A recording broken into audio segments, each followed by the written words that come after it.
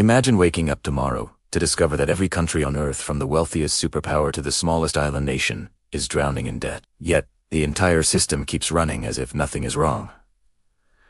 There is no national default. No collapse. No global panic. Everything looks normal on the surface, but underneath, a question begins to echo. If everyone owes money, then who or what is the true creditor? It's a question that governments rarely answer directly, and one the public almost never thinks to ask, because hidden beneath budget reports, treasury auctions, central bank statements, and international trade agreements is a mechanism so deeply embedded, so automatic, and so quietly powerful that entire nations revolve around it without ever recognizing its influence. Most people see debt as a burden, but in the modern world, debt is something else entirely. It is the engine that drives economies, shifts global power, builds empires, and quietly controls the fate of nations. This story isn't about a single institution or a shadowy conspiracy of bankers behind a curtain. It's about a system that evolved across centuries, through wars, crises, political battles, and financial experimentation. A system built on intention at first, refined deliberately later, and now so essential to global stability that no major power can afford to dismantle it. But every system has origins. And this one started with a simple idea that changed everything. If you create money through debt, you create a machine that never has to stop. To understand where that idea came from, we have to go back to the late 1600s, when England was financially exhausted from war. Taxes were insufficient, borrowing was failing, and the kingdom needed a new way to fund its ambitions. A group of private financiers approached the government with a proposal that seemed strange at the time but familiar today. They would lend money to the state, and in return they would receive the right to issue banknotes backed by that debt. This meant money itself became a claim on government IOUs. It was the birth of modern central banking, and it fundamentally rewired the relationship between governments, banks, and the public. No longer was money tied strictly to gold or silver. It could now be created by issuing debt. This shift allowed the money supply to grow more quickly. It allowed the government to finance wars without waiting for tax collection, and it allowed banks to profit by lending money that didn't physically exist until the moment it was loaned out. Debt had become money. And once that idea took hold, the world would never return to the old system. Over the next few centuries, this model spread across Europe, then across the Atlantic, and eventually across the globe. But the real expansion began after World War II, when leaders from around the world gathered at Bretton Woods to rebuild the global financial order. They wanted stability. They wanted structure. They needed a system that could rebuild economies destroyed by war while preventing future collapses. They chose the US dollar as the anchor currency, backed by America's gold reserves. Other countries pegged their currencies to the dollar, and international trade gained a single, reliable reference point. But this arrangement had a hidden consequence. The entire system depended on US debt. For other countries to stabilize their currencies, they needed dollars. To get dollars, they bought US bonds, and to supply those bonds, the US had to run deficits. Debt became the backbone of international trade. The more global commerce grew, the more debt was required. And then, in 1971, everything changed. The United States ended the dollar's convertibility to gold. The world expected chaos. Instead, the system adapted.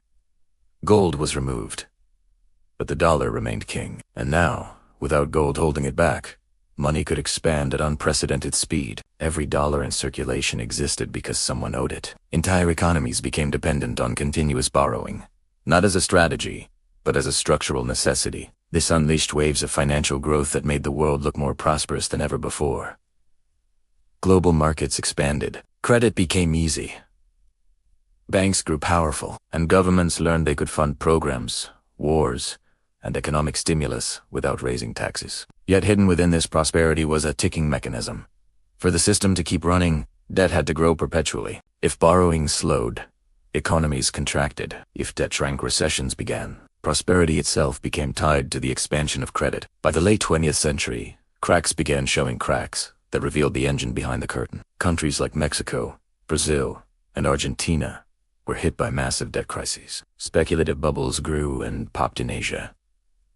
The dot-com boom rose and fell. The 2008 financial crisis nearly collapsed the global banking system. And in each case, leaders responded with the same solution. More borrowing, more liquidity, more debt.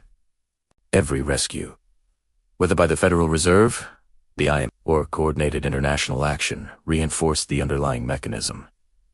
Debt was no longer a temporary fix. It was the core operating system of global finance. Crisis didn't weaken the engine. Crisis strengthened it, because the response was always the same. Expand credit or face collapse. By the early 2020s, global debt surpassed $300 trillion, more than triple the size of the world economy. Yet, markets stayed stable.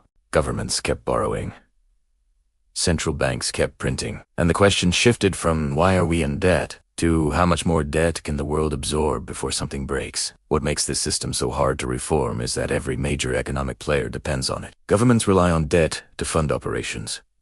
Banks rely on debt to generate profits. Corporations rely on debt to expand. Consumers rely on debt to maintain living standards. And global trade relies on debt-backed currencies to function smoothly across borders. Attempts to fix the system inevitably fail because they collide with political reality, economic dependence, or market expectations. Calls for balanced budgets collapse under pressure.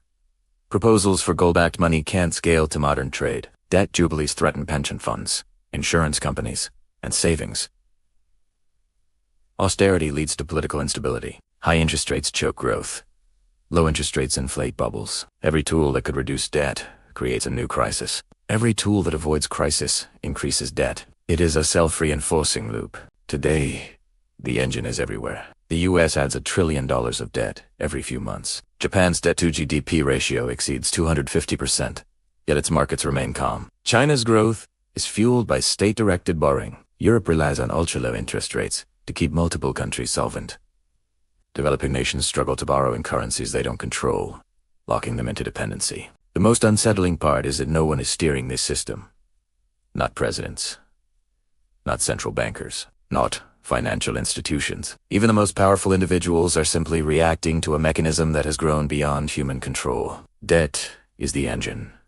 Nations are the passengers, and the world economy is the high-speed vehicle that cannot slow down without risking everything. 3 key lessons emerge from this story. First, debt is no longer a tool of finance. It is the foundation of modern money. Understanding this changes how we interpret inflation, interest rates, government spending, and financial crises. Second, the system survives because every major institution from banks to governments to central banks benefits from its continuation. Incentives favor expansion, not reform. And third, crises do not break the engine. Crises strengthen it, because the solutions always require more borrowing, more intervention, and deeper dependency. The warning is simple. This engine was designed for momentum, not stability. Systems that rely on constant acceleration eventually hit limits. Those limits can be economic, political, or social. And history shows that resets never happen smoothly. They come suddenly, often when the world least expects it. If you found this breakdown useful and you want to explore more hidden mechanisms of global finance, hit subscribe, like the video, and turn on notifications. Share this with someone who still sees national debt as an ordinary accounting issue, because understanding this system is essential to understanding the world we live in. And let me know in the comments which financial structure or historical moments you want uncovered next. Stay curious, stay informed, and remember, the most powerful systems are the ones we're taught not to question.